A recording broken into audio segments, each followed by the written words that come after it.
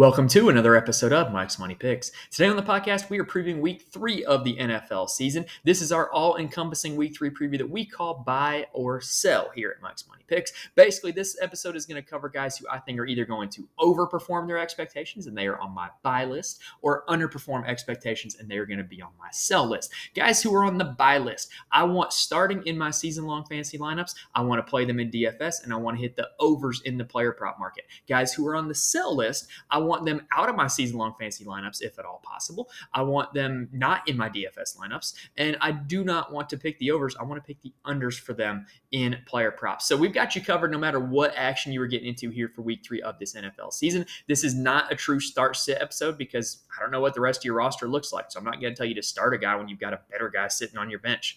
And also, this is not a trade target or rest of the season episode either. This is for Week 3 of the NFL season. I know that we're coming at you a little bit late this week.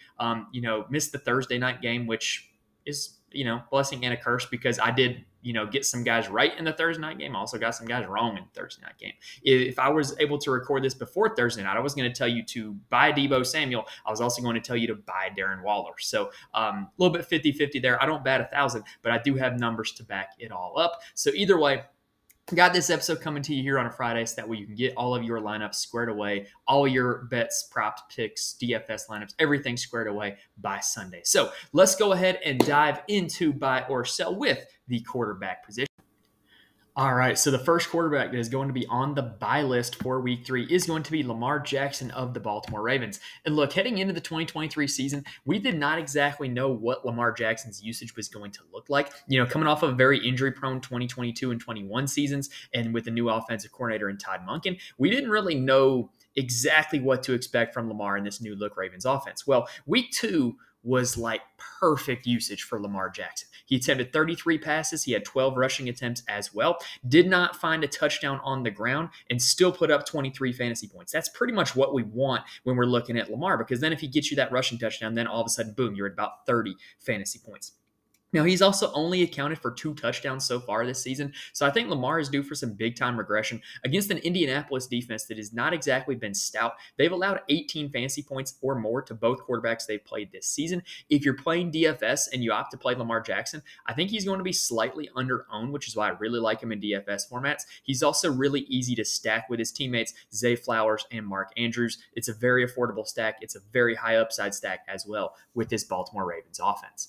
Now, the second quarterback that is on the buy list, I'm actually going to kind of lump 2 guys together, and it's going to be Justin Herbert and Kirk Cousins. If you did not know, this Vikings-Chargers game has the highest total in Vegas of any game that has been played so far this season, and it might hold that title for a while with a whopping 55 total. That's like a total that you see at a Pac-12 or a Big 12 game on Saturdays as opposed to an NFL game. But look, you've got 2 quarterbacks who are going to attempt a lot of passes against very mediocre defenses, so it absolutely makes sense.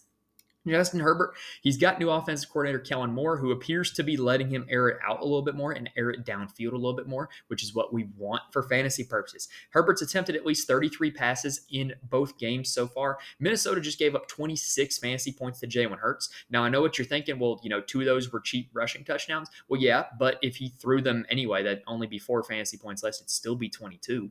Minnesota also runs almost exclusively zone coverage, making them kind of an easy defense to prepare for. And Kellen Moore, the Chargers offensive coordinator, when he was in Dallas last season, dropped 40 points on this Minnesota defense, primarily feeding the ball to their slot receiver, CeeDee Lamb. So it could be good news for Keenan Allen. It could also be a good week for Mike Williams, given that Mike Williams actually had more expected fantasy points last week than Keenan Allen. He had some very lucrative targets. He just didn't get lucky with touchdowns and had a few pass interference calls. So Keenan Allen and Mike Williams are both very viable stacking partners for Justin Herbert if you're playing DFS, and I like Justin Herbert in his own right.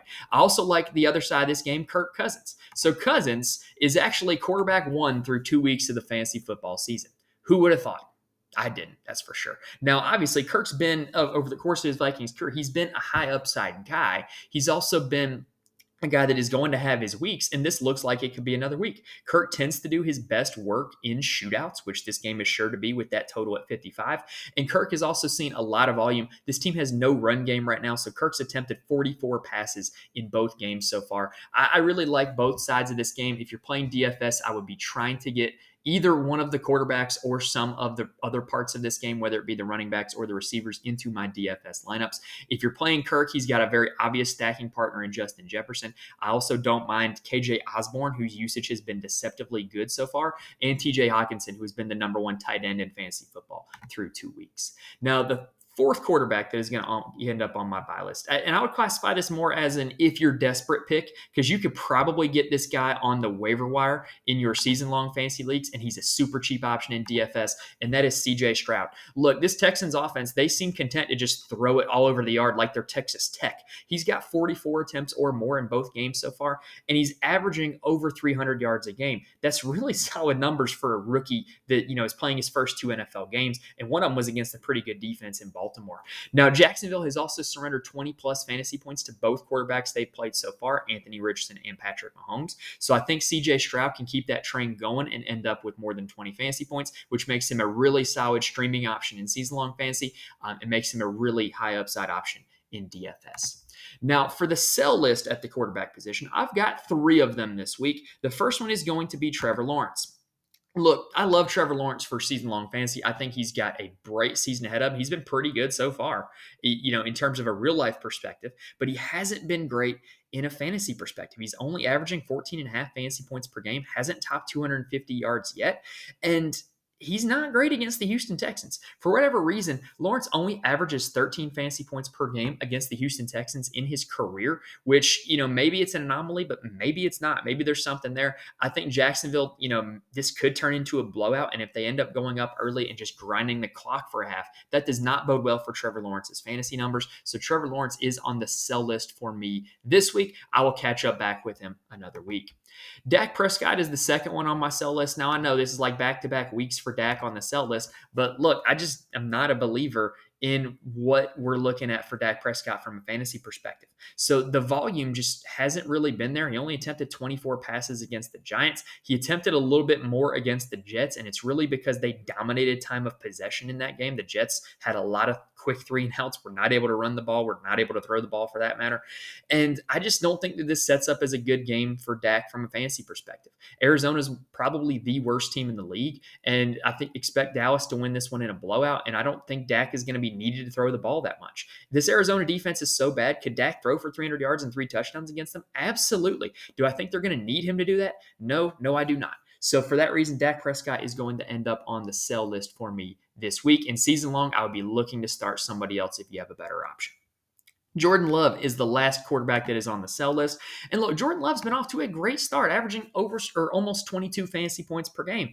But look, it's been 100% touchdown dependent. He's thrown for 3 touchdowns in both games, hasn't topped 250 yards in either game, and the Saints passing defense is legit. If you watch the Monday night game, the Panthers had nowhere to throw to.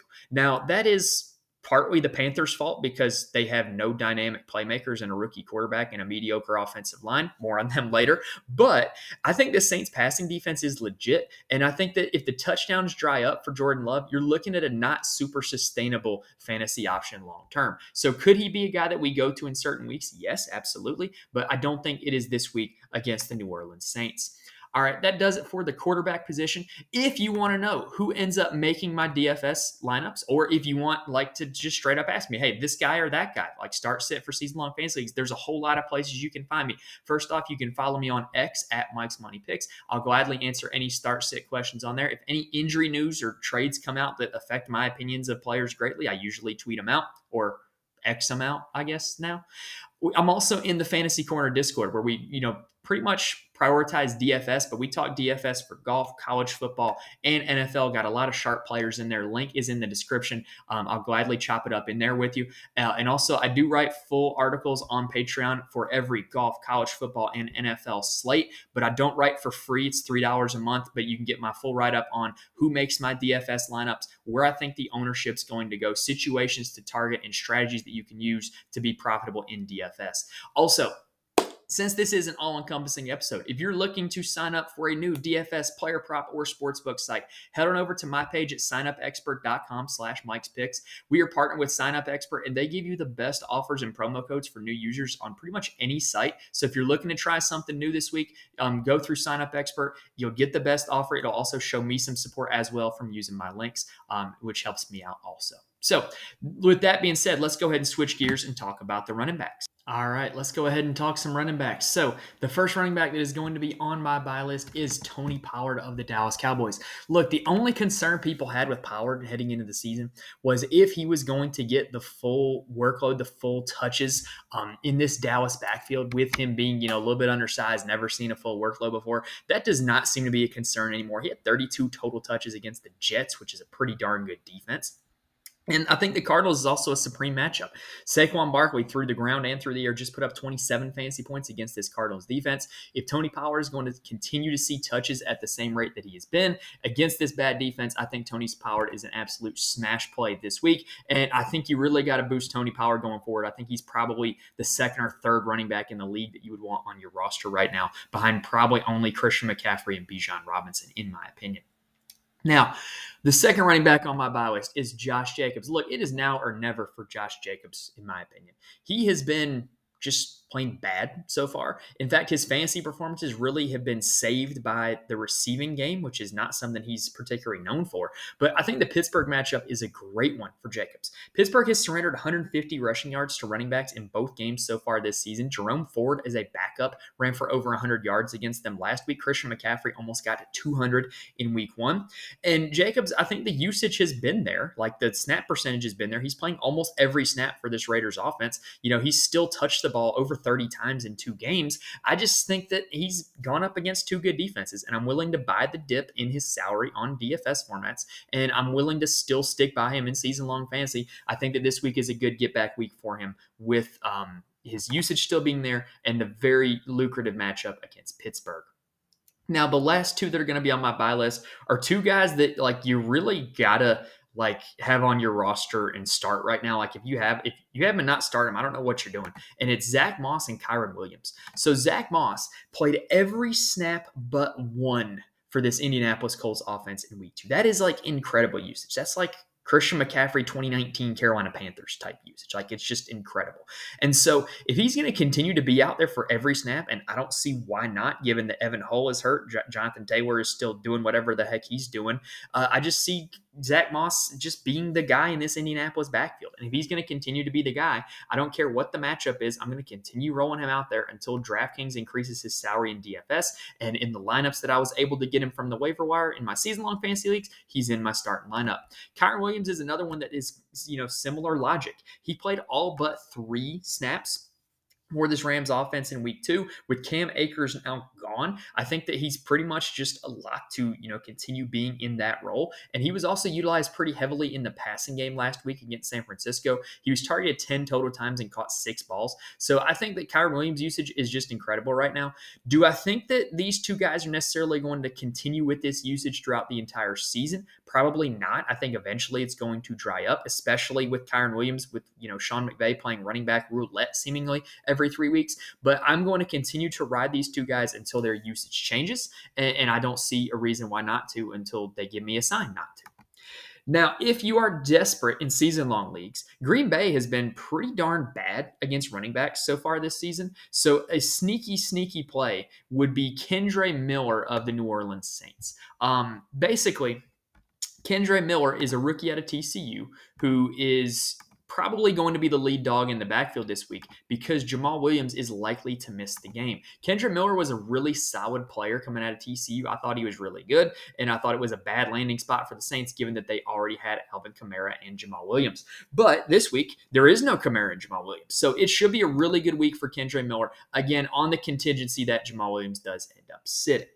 Now, for the sell list, I've got a few this week that are on my sell list. The first one is going to be Jahmyr Gibbs. Look, if you drafted Jahmyr Gibbs to be a top 10 running back in your season-long fantasy leagues, don't give up yet, but it's not looking super great. He hasn't seen more than 7 attempts in a game so far. Yes, he is explosive. Yes, he is used in the passing game, but if you're only going to see 7 rushing attempts, that's not exactly a formula for success in fantasy football.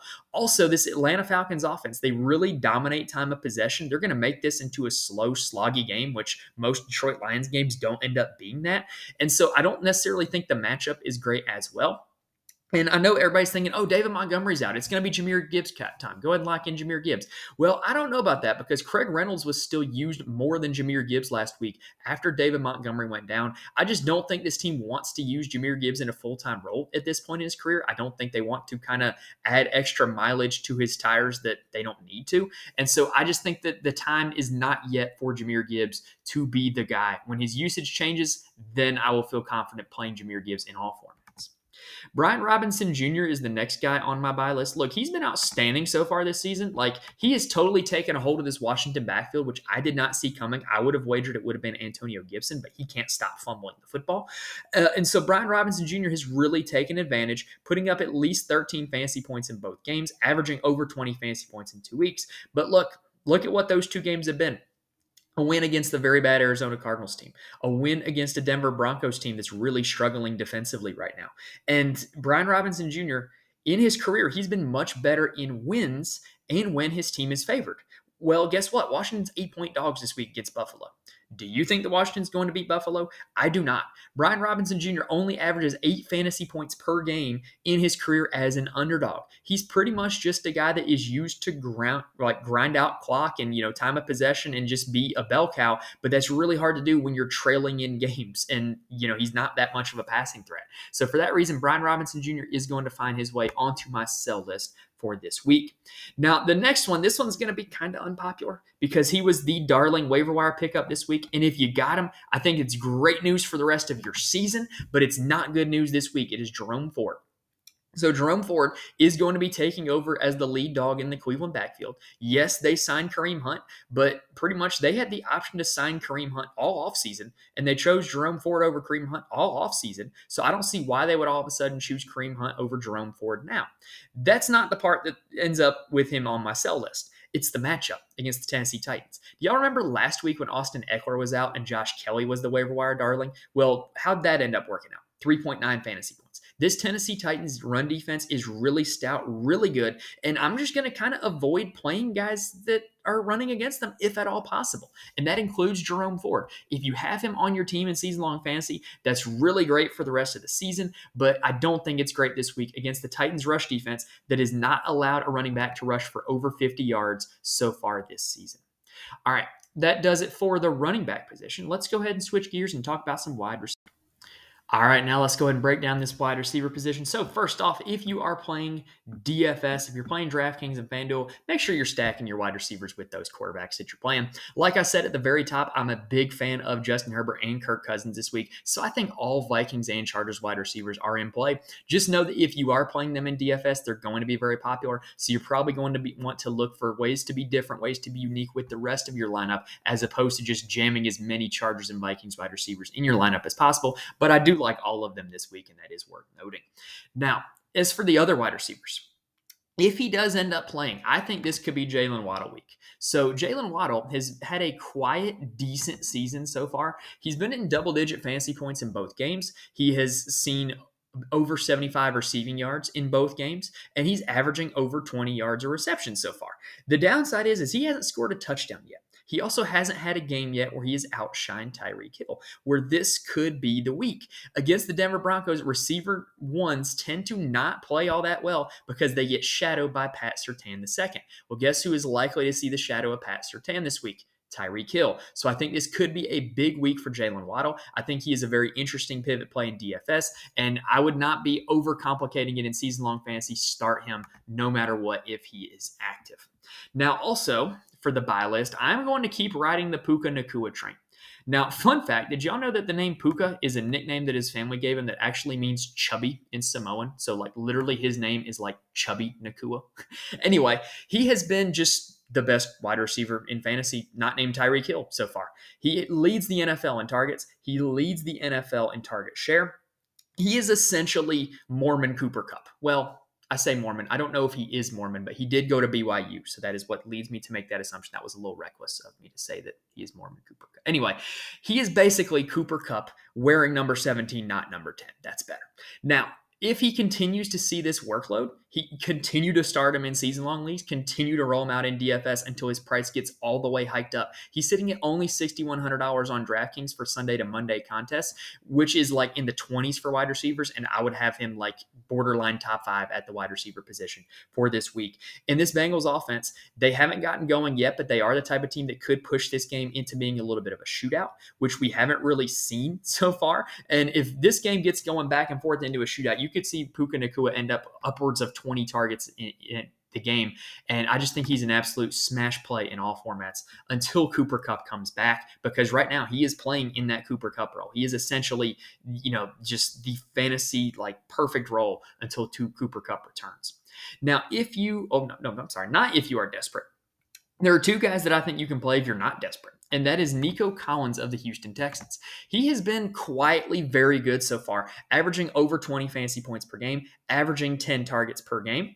And if he's going to continue to see 10 targets per game, this Houston offense is going to continue to throw it 40 times a game. Nico Collins is going to continue to be fantasy viable, like especially against this Jaguars defense that has been pretty porous so far. And I also think as an interesting DFS bargain play, you can play his teammate Tank Dell, who saw 10 targets out of the slot last week, and we saw Jacksonville be pretty vulnerable to the slot in week 2 with Sky Moore catching a touchdown and having another long catch for the Kansas City Chiefs. So if these two guys are going to continue to be like the backbone of the Houston passing attack, I'm going to continue to roll them out in all formats.